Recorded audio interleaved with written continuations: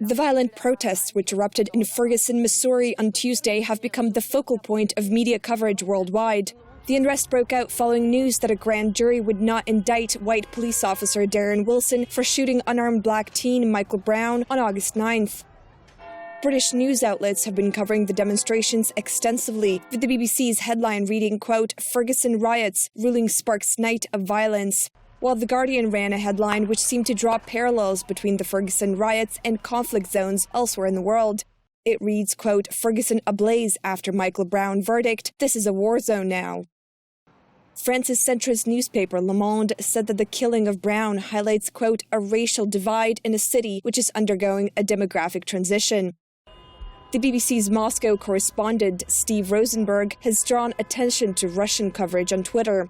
He posted shots from Russia's tabloid newspapers, which labeled the Ferguson violence as, quote, Afro-Maidan, in a reference to last year's pro-European Euromaidan protests in Kiev, Ukraine. A federal probe into Michael Brown's death is continuing. U.S. Attorney General Eric Holder emphasized in a statement that the Justice Department investigators had not yet reached any conclusions.